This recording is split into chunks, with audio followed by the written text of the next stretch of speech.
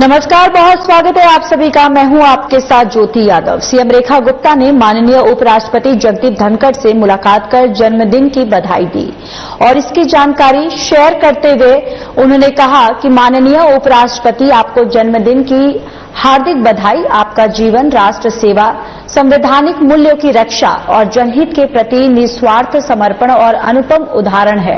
आपकी वैचारिक स्पष्टता और कार्यनिष्ठा समूचे राष्ट्र के लिए प्रेरणा स्रोत है। मैं ईश्वर से प्रार्थना करती हूं कि आपको उत्तम स्वास्थ्य, दीर्घायु और समृद्ध जीवन प्राप्त हो, जिससे आप राष्ट्रहित में यूं ही मार्गदर्शन करते रहें।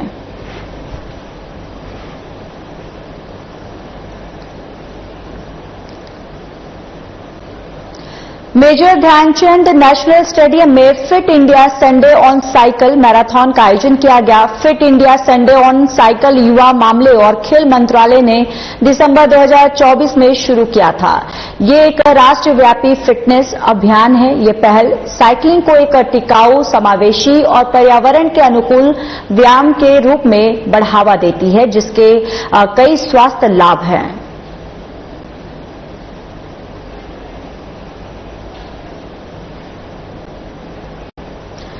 दिल्ली की सरोजनी नगर मार्केट में न्यू दिल्ली और म्युनिसिपल काउंसिलिंग में अवैध अतिक्रमण हटाने की कार्रवाई की गई है और इस कार्रवाई में लगभग 500 दुकानों को नुकसान पहुंचा है, जिससे दुकानदारों में भारी निराशा है। दिल्ली हाईकोर्ट के आदेश के तहत एनडीएमसी ने ये कार्रवाई की है।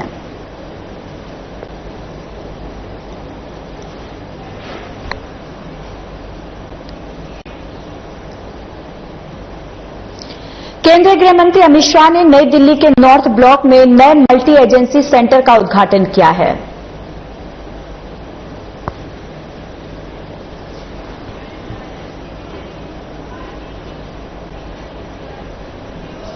सीएम रेखा गुप्ता ने कहा, जिन्हें अपने देश की कम और दूसरों की ज्यादा चिंता है, उन्होंने तब एक भी बयान नहीं दिया जब इतनी बहनों का सिंदूर मिटा दिया गया, जब निर्दोष और निहत्थे लोगों को मार दिया गया। उनमें से कितने लोगों ने आवाज उठाई?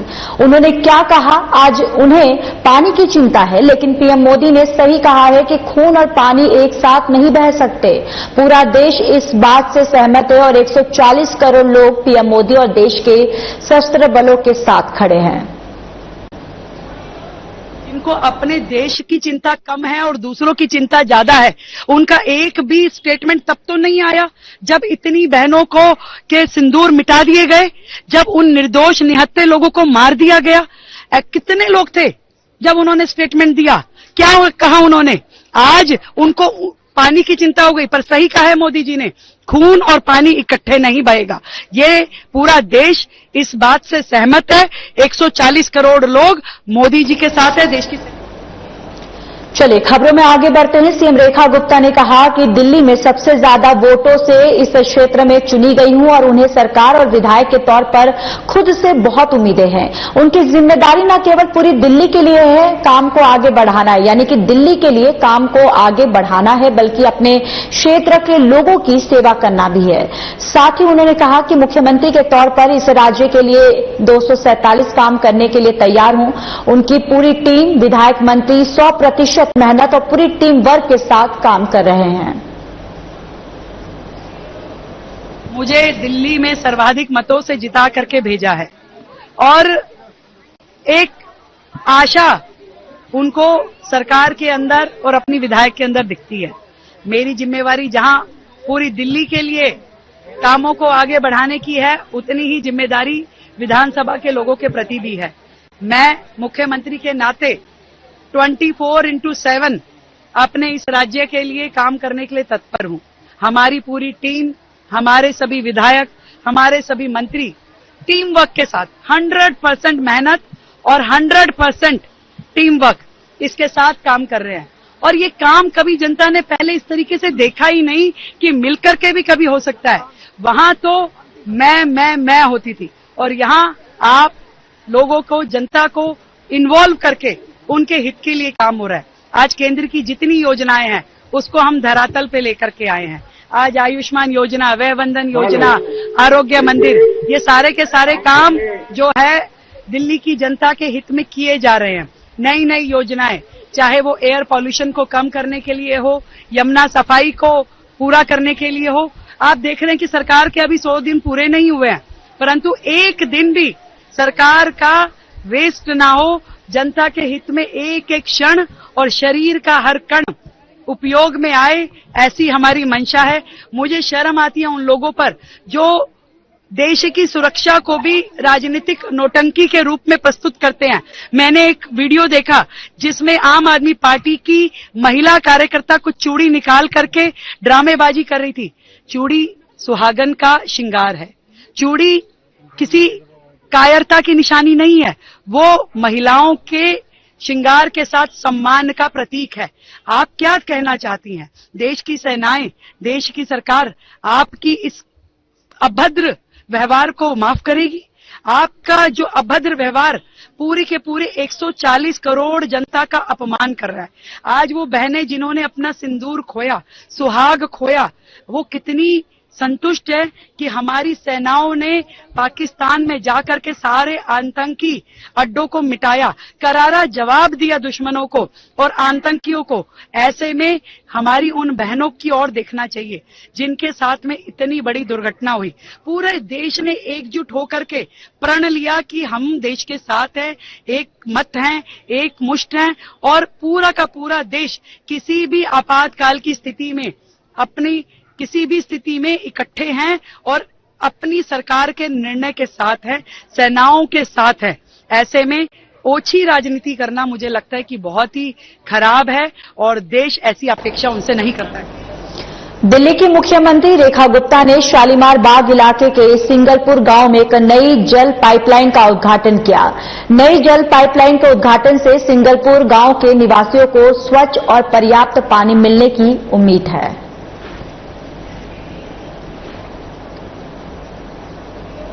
सीएम रेखा गुप्ता ने शालीमार बाग विधानसभा में कई विकास कार्यों का शिलान्यास किया। इस मौके पर उन्होंने 75 लाख रुपए की लागत से प्रीतमपुरा में नई पाइपलाइन का उद्घाटन किया। सीएम रेखा गुप्ता ने लोगों को संबोधित करते हुए कहा कि जितने विकास कार्य हैं इस विधानसभा में पिछले 50 साल में जो काम नहीं हुए हैं वो मैं 5 साल में करके दिखाऊंगी।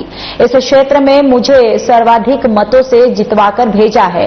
एक आशा उनको अपनी सरकार के अंदर और विधायक के अंदर दिखती है।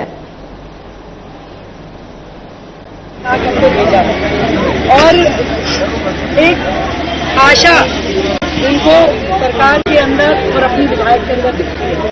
मेरी जिम्मेवारी जहां पूरी दिल्ली के लिए कामों को आगे बढ़ाने की है, उतनी ही जिम्मेदारी विधानसभा के लोगों के प्रति है।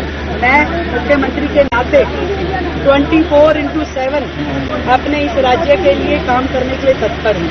हमारी पूरी टीम, हमारे सभी विधायक, हमारे सभी मंत्री टीम वर्क के साथ 100% मेहनत और 100% टीम वर्क इसके साथ काम कर रहे हैं। और ये काम कभी जनता ने पहले इस तरीके से देखा ही नहीं कि मिलकर के भी कभी हो सकता है। वहां तो मैं होती थी और यहाँ आप लोगों को, जनता को इन्वॉल्व करके उनके हित के लिए काम हो रहा है। आज केंद्र की जितनी योजनाएं हैं उसको हम धरातल पे लेकर के आए हैं। आज आयुष्मान योजना, वय बंधन योजना, आरोग्य मंदिर, ये सारे के सारे काम जो है दिल्ली की जनता के हित में किए जा रहे हैं। नई नई योजनाएं, चाहे वो एयर पॉल्यूशन को कम करने के लिए हो, यमुना सफाई को पूरा करने के लिए हो। आप देख रहे हैं कि सरकार के अभी 100 दिन पूरे नहीं हुए हैं, परंतु एक दिन भी सरकार का वेस्ट ना हो, जनता के हित में एक एक उपयोग में आए, ऐसी हमारी मंशा है। मुझे शर्म आती है उन लोगों पर जो देश की सुरक्षा को भी राजनीतिक नौटंकी के रूप में प्रस्तुत करते हैं। मैंने एक वीडियो देखा जिसमें आम आदमी पार्टी की महिला कार्यकर्ता कुछ चूड़ी निकाल करके ड्रामेबाजी कर रही थी। चूड़ी सुहागन का श्रृंगार है, चूड़ी किसी कायरता की निशानी नहीं है, वो महिलाओं के श्रृंगार के साथ सम्मान का प्रतीक है। आप क्या कहना चाहती हैं? देश की सेनाएं, देश की सरकार आपकी इस अभद्र व्यवहार को माफ करेगी?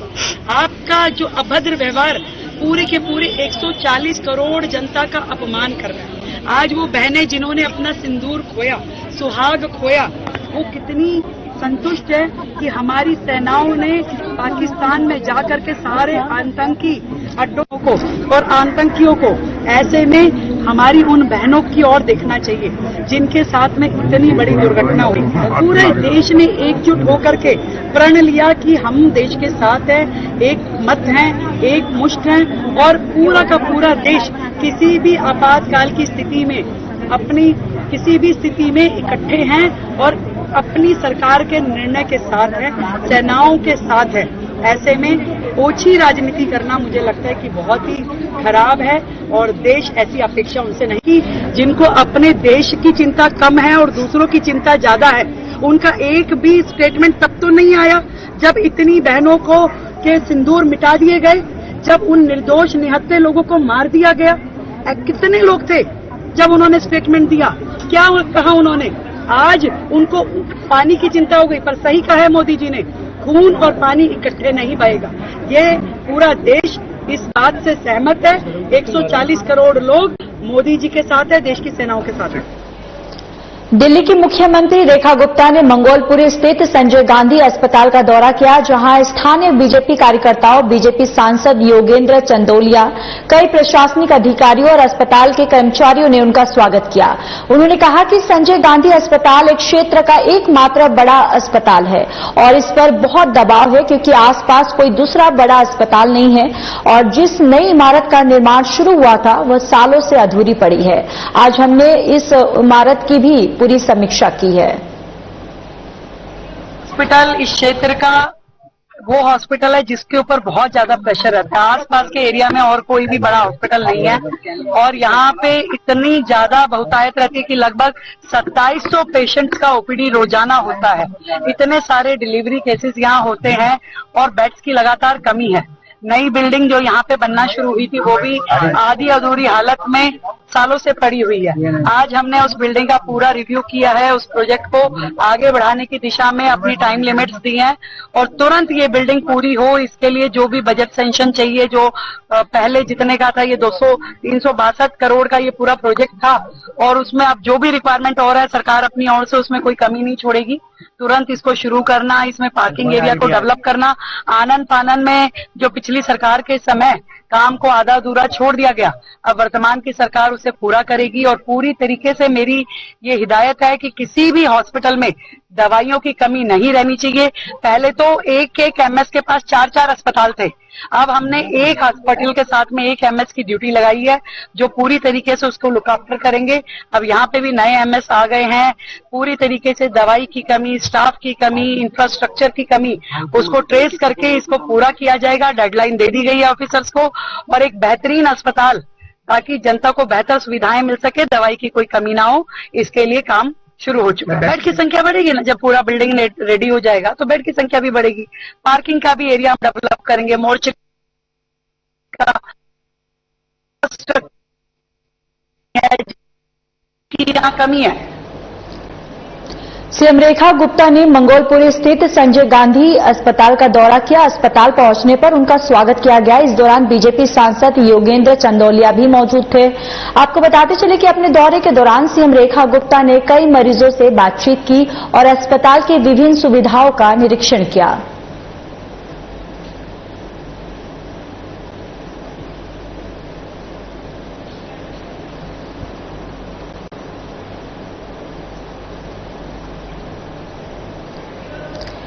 दिल्ली की मुख्यमंत्री रेखा गुप्ता शनिवार को दिल्ली के मंगोलपुरी स्थित संजय गांधी अस्पताल पहुंची। यहां मुख्यमंत्री ने अस्पताल में मिलने वाली सुविधाओं और व्यवस्थाओं का निरीक्षण किया।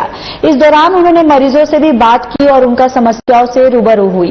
निरीक्षण के दौरान अस्पताल में मिली खामियों पर अस्पताल प्रशासन को विशेष निर्देश भी दिए। और आपको ये भी बताते चले कि आप सरकार के दौरान लंबे समय से इस ट्रॉमा सेंटर का काम शुरू हुआ था जो अब तक पूरा नहीं हो सका।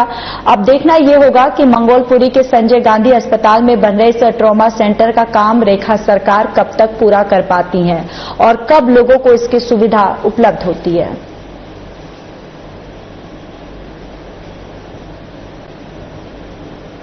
एक्चुअली विजिट विजिट थी, सारे एस्पेक्ट देखना चाह रहे थे हॉस्पिटल का इंफ्रास्ट्रक्चर से लेके क्या फैसिलिटीज यहाँ प्रोवाइड होती है।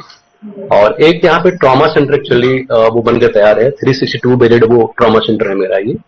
तो इसमें अभी हैंड ओवर नहीं हुआ पीडब्ल्यूडी की तरफ से, उसमें कुछ फायर का एनओसी लेना है अभी, तो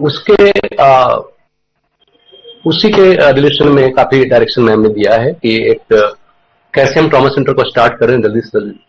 उन्होंने पीडब्ल्यूडी के सीनियर ऑफिशियल को भी बोला है कि क्या क्या इसमें कमियां रह गई है उसको दूर कीजिए और जल्द से जल्द इसको स्टार्ट कीजिए, ये डायरेक्शन था मेरे। सर, आसपास के इलाके में संजय गांधी अस्पताल केवल एकमात्र अस्पताल है, कैपेसिटी से ज्यादा पेशेंट यहाँ पर, उसको लेकर किस तरीके से आपको मैनेज करने के लिए दिशा निर्देश दिए गए हैं, बाकी अधिकारियों को क्या कुछ कहा? डायरेक्शन तो जनरलाइज था कि मतलब जो भी पेशेंट आ रहे हैं उनका बेटर टेक केयर हो। देखिए, ये हॉस्पिटल बहुत ही गरीब आबादी के बीच में है और यहाँ जो हॉस्पिटल चल रहा है इसमें ऑफिसर्स की, डॉक्टर्स की, नर्सेस की बहुत कमी है। एक ट्रॉमा सेंटर हमने प्रपोज किया था, वो मेरे समय में जब मैं मिनिस्टर था, ये बिल्डिंग आप देख रहे हैं तब का प्रपोजल था, ये पिछली सरकार ने आज तक कंप्लीट नहीं किया, अधूरा पड़ा। अब इसको बनाने की कंप्लीट करके यहाँ हम लोग ट्रॉमा सेंटर खोलेंगे और हमारी कोशिश ये है, जो सीएम से मांग की है कि यहाँ 100 बेडेड तो ट्रॉमा सेंटर कर दे और बाकी जो हॉस्पिटल की रिक्वायरमेंट है तो जहाँ पर रश ज्यादा वो यहाँ शिफ्ट कर दें। ये डिमांड हम लोगों ने मैडम से की।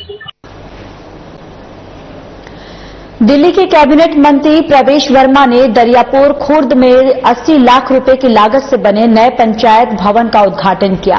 बीजेपी विधायक संदीप सहरावत और पार्षद शशि यादव भी इस दौरान मौजूद रहे। मंत्री प्रवेश वर्मा ने कहा, 1993 से 1998 के बीच जब दिल्ली में बीजेपी की सरकार थी तब ग्रामीण दिल्ली में कई विकास कार्य हुए थे और हालांकि बाद की सरकारों ने इस क्षेत्र की उपेक्षा की है और आज ग्रामीण दिल्ली में चौपालों, सामुदायिक केंद्रों, गलियों और सड़कों के निर्माण के साथ विकास फिर से शुरू हो गया है।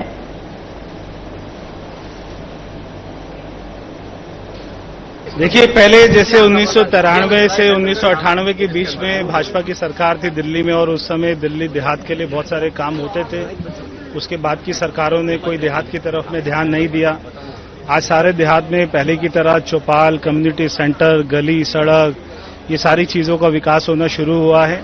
हमारी प्राथमिकता है कि जैसे नई दिल्ली में विकास होता है वैसे दिल्ली देहात में भी उसी तर्ज पर विकास हो।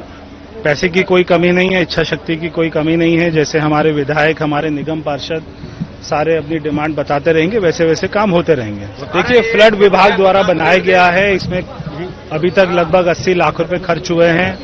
आज यहाँ पे आए तो ग्रामीणों ने डिमांड रखी कि एयर कंडीशन रूम होना चाहिए, तो एसी के लिए भी हमने बोल दिया है। कोई भी किसी प्रकार की डिमांड होगी तो हम पूरा करेंगे। Bar council of India Bharat के नए मुख्य न्यायाधीश बीआर गवई के लिए सम्मान समारोह आयोजित कर रही है।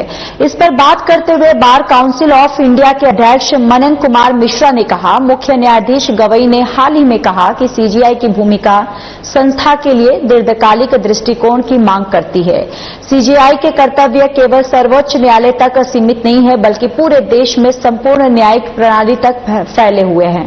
पूरे कानूनी समुदाय की ओर से मैं उन्हें दूरदर्शी लक्ष्यों की पूर्ति के लिए पूर्ण सहयोग और प्रतिबद्धता का आश्वासन देता हूं। मैं राष्ट्र और हमारी न्यायिक प्रणाली के प्रति उनकी सेवा के लिए न्यायमूर्ति गवई के प्रति अपनी गहरी कृतज्ञता व्यक्त करता हूं। Several judges, advocate generals, selected mediators were invited, but common lawyers were kept away. Bar Council of India is of firm view that without the involvement of common lawyers, if we think that mediation would succeed, then we are wrong. The Chief Justice Gavai recently said that the role of CJI calls for a long-term vision for the institution. The duties of CJI are not limited to Supreme Court, but extend to the entire judicial system across the nation.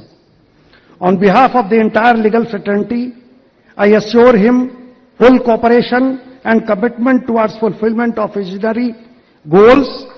I express our deepest gratitude to Justice Gavai for his service to the nation and our judicial system.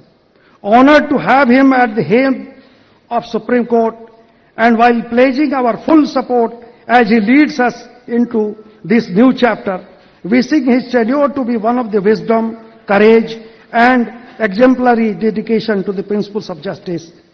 Sir, आपसे लोगों को, वकीलों को और पूरे देश को बड़ी उम्मीदें हैं। पिछले 6 वर्षों में आपको किसी ने नाराज या गुस्सा होते नहीं देखा। आपने कभी मेंशनिंग में कभी कोई रिक्वेस्ट रिफ्यूज नहीं किया, यह सत्य है। सुप्रीम कोर्ट के वकील यहां सामने। आप एक साधारण डाउन टू अर्थ आदमी हैं। आप सबकी सुनते हैं और आपसे जितना हो सकता है आप सबकी मदद भी करते हैं। आपका व्यक्तित्व अद्भुत है, अद्वितीय है। सीजेआई तो आते जाते हैं, परंतु ऐसा सीजेआई, ऐसा मुख्य न्यायाधीश जिसे हमेशा याद किया जाए, हमें बिरले ही मिलते हैं। आपका पिछले 6 साल का कार्यकाल ही बताता है कि आप एक ऐतिहासिक मुख्य न्यायाधीश होने जा रहे हैं। आप स्वस्थ रहें, दीर्घायु रहें, सफल हों, ईश्वर से यही कामना है। जय हिंद, जय। चलिए खबरों में आगे बढ़ते हैं। दिल्ली अग्निशमन सेवा ने गर्मियों में आग लगने की घटनाओं से निपटने के लिए अपनी तैयारियों को विस्तृत किया है और दिल्ली अग्निशमन सेवाओं के निदेशक अतुल गर्ग ने बताया कि गर्मियों में आग लगने की बढ़ती घटनाओं को रोकने के लिए दमकल विभाग पहले से ही तैयार करता है।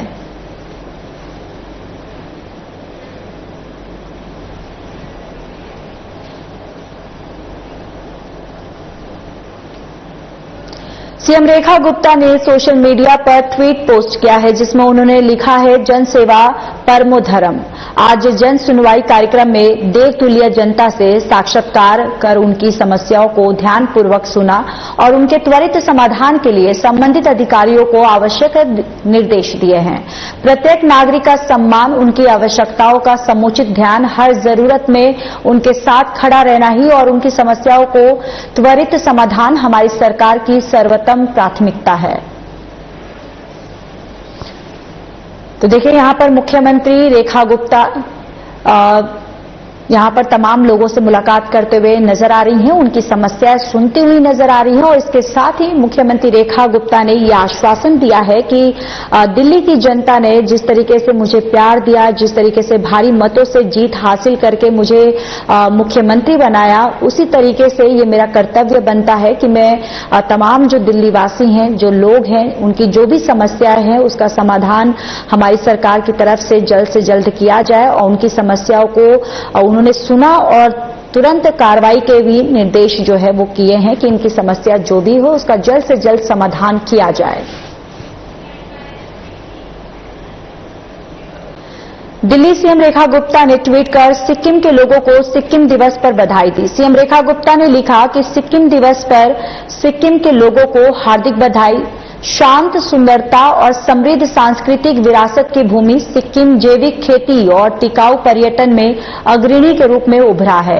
इसकी प्रगति इसके लोगों की लचीलापन, सद्भाव और उद्यमशीलता को दर्शाती है। इस उल्लेखनीय राज्य के लिए निरंतर शांति और समृद्धि की कामना करती हूं।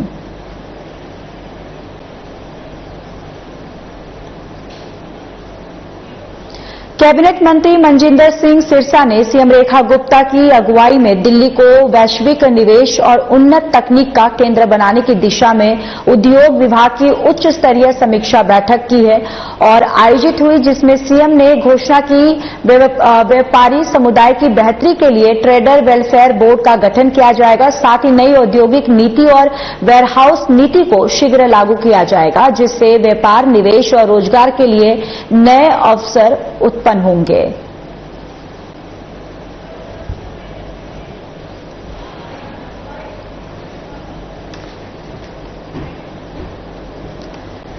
तो ट्रेडर वेलफेयर बोर्ड के लिए यहां पर समीक्षा बैठक की गई है, जहां पर मुख्यमंत्री रेखा गुप्ता उनकी अध्यक्षता में ये बैठक हुई है और कैबिनेट मंत्री मनजिंदर सिंह सिरसा भी, आप ये तस्वीरों में देख सकते हैं कि वो भी इस बैठक में वो शामिल हैं और इस बैठक की अगुवाई मुख्यमंत्री रेखा गुप्ता ने की।